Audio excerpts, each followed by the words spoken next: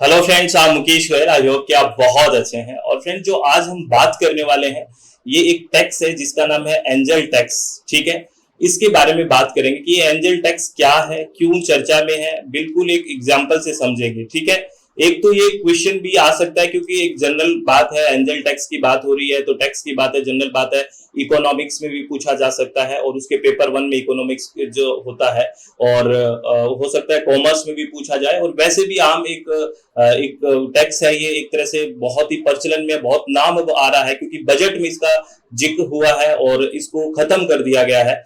जो अभी बजट 2024-25 का है इसमें, तो इसके बारे में आराम से समझेंगे कि एंजल टैक्स होता क्या है, खत्म हुआ है अब की बार, कब लागू हुआ था, क्या क्या चीजें इसमें है, उदाहरण से कंप्लीट समझेंगे। तो याद रखना है, एंजल टैक्स के बारे में बात करेंगे। ठीक है, चलो सबसे पहले बात करते हैं कि अब जो बजट आया है इसमें क्या बोला गया है। अभी जो 2025 24-25 का जो बजट आया है, सीतारमण जी ने जो पेश किया है, इसमें क्या बोला गया है।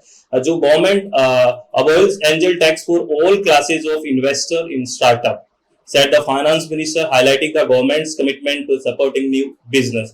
वित्त मंत्री ने व्यवसायों को समर्थन देने के प्रति सरकार की प्रतिबद्धता पर प्रकाश डालते हुए कहा है कि सरकार ने स्टार्टअप में सभी वर्ग के निवेशकों के लिए एंजल टैक्स है वो समाप्त कर दिया है। एंजल टैक्स है उसको खत्म कर दिया गया है, जो स्टार्टअप पे लगता था इसको खत्म कर दिया गया। पहली बात तो आपको ये ध्यान रखना है कि जो एंजल टैक्स लगता था अब एंजल टैक्स नहीं लगेगा, ये बात ध्यान रखनी है स्टार्टअप पे। अब होता क्या है उसके बारे में भी बात करेंगे। पहली बात ये ध्यान रखना कि आपसे पूछा जाए कि एंजल टैक्स को खत्म किया गया बेसिकली, तो कब किया है, बजट 2024-25 में एंजल टैक्स को समाप्त कर दिया गया है। अब इसके बारे में आगे बात करते हैं कि ये होता क्या है, सब देखते हैं। बेसिकली जो सेक्शन 56(2) है, इसमें ये एंजल टैक्स है, ये किसका है, सेक्शन का इनकम टैक्स एक्ट में है। ये बेसिकली ये है क्या, जैसे इसमें एक लाइन पढ़ना, angel tax section 56(2) of the income tax act as an income tax of 30.6% levied when an unlisted company issue share of an investor at a price which is more than its fair market value।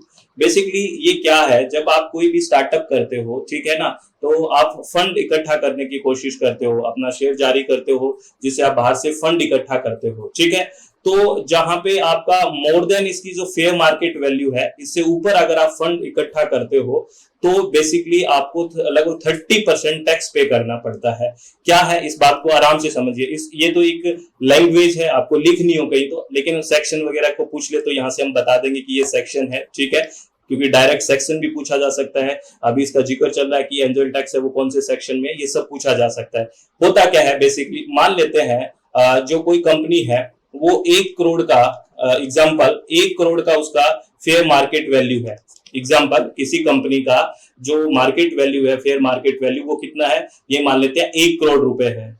और वो क्या कर रहा है, मान लेते हैं 1.5 करोड़ रुपए पे अपना फंड इकट्ठा कर रहा है और शेयर जारी कर रखे हैं 1.5 करोड़ रुपए के।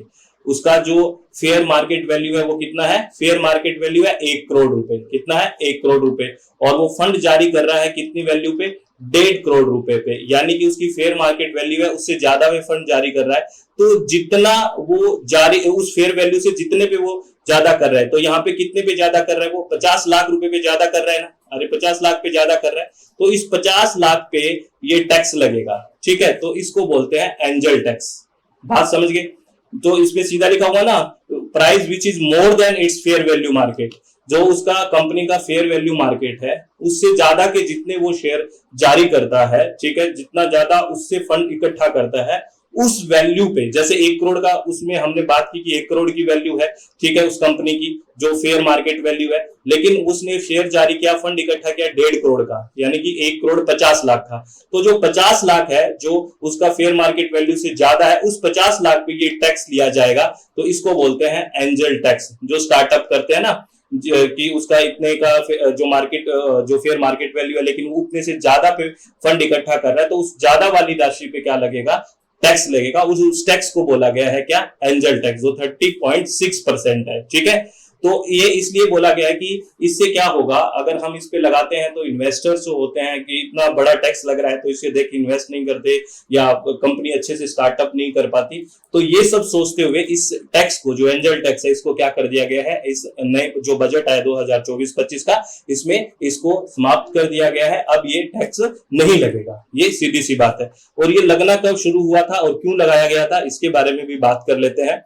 ये जो टैक्स लगा था, जो एंजल टैक्स का जो आइडिया आया था, सबसे पहले the idea of angel tax was first introduce of the 2012 के अंदर। ये 2012 का जो यूनियन बजट था उसके अंदर इस एंजल टैक्स को सबसे पहले लाया गया। जब हमारे फाइनेंस मिनिस्टर प्रणब मुखर्जी थे तब ये टैक्स लाया गया था, ठीक है। और ये इस टैक्स को लाने के पीछे मकसद क्या था, ऑब्जेक्टिव क्या था?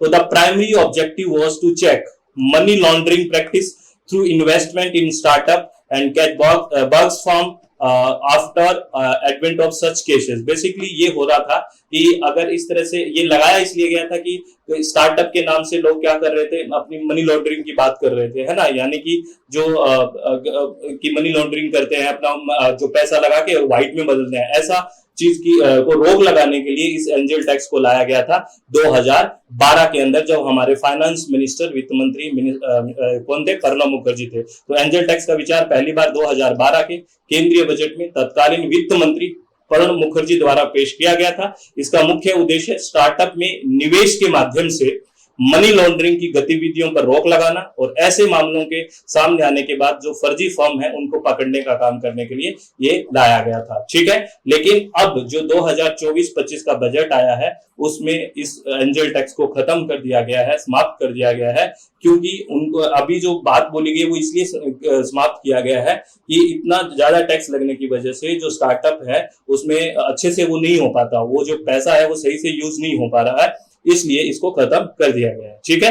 ये आपको ध्यान रखना है। तो अब आपको ये भी पूछा जा सकता है कि कब शुरू हुआ, ठीक है, कब खत्म हुआ, एंजल टैक्स है क्या। हमने उदाहरण से भी समझ लिया कि जो फेयर मार्केट वैल्यू है उससे ऊपर पे जो टैक्स लगेगा और कितना प्रतिशत है, ये भी आपसे पूछा जा सकता है। तो 4-5 चीजें वो आपसे पूछी जा सकती है, ये आपको ध्यान रखना है। और अब आपको मैं एक इंफॉर्मेशन दे देता हूँ फ्रेंड्स, और वो इंफॉर्मेशन ये है कि यूजीसी नेट का जो पेपर 1 है और पेपर 2 इन्वायरमेंटल साइंस और पेपर 2 एजुकेशन, हम अपनी वेबसाइट www.swmg.in या फिर मोबाइल एप्लीकेशन SWMG, और ये आपको नंबर दिया गया है, अगर किसी भी तरह का कोई आपको डाउट है तो आप पूछ सकते हैं, ठीक है। और आपको बता दूं पेपर 1 हिंदी और इंग्लिश दोनों माध्यम में होंगे। यहाँ पे डेली लाइव सेशन, रिकॉर्डिंग और पीडीएफ भी आपको मिलेगी, ठीक है। तो किसी भी तरह का आपको डाउट नहीं रहने दिया जाएगा, थ्योरी प्रैक्टिस सब चलेगा। और पेपर 2 इन्वायरमेंटल साइंस में आपको 10 की 10 यूनिट एक साथ में मिल जाएगी और लाइव डाउट सेशन होगा वीकली, जिसमें बहुत सारे पीवाईक्यूज, एमसीक्यूज होंगे और जो भी आपको डाउट रहेगा वो लाइव आप डिस्कस करेंगे हर वीक में। तो ये भी हम वीकली भी इंटरेक्ट इसमें करते रहेंगे। और एजुकेशन पेपर 2 भी हम अपनी ऐप पे पढ़ते हैं। और इस वेबसाइट का जो लिंक है आपको डिस्क्रिप्शन बॉक्स में भी मिल जाएगा। क्या है? www.swmg.in। मोबाइल ऐप का नाम भी SWMG है और ये अपना कॉल या व्हाट्सएप नंबर है। अगर किसी भी तरह का इश्यू हो तो यहाँ से आप जानकारी ले सकते हैं, ठीक है। और एक बात आपको ध्यान रखनी है, वो क्या, वो आपको सबको पता ही है कि अपना चित्त शांत रखना है, खुश रहना है, किसी भी तरह की टेंशन नहीं रखनी है और हर नई नई चीजों की जानने की कोशिश करनी है। प्लीज आप लोगों से रिक्वेस्ट है कि जो भी चीजें आए, आपको लगे ये चीज नहीं है, ये टर्म नहीं है, सिर्फ एग्जाम के लिए नहीं, हमें पता भी होना चाहिए, ये भी बहुत जरूरी है, ठीक है।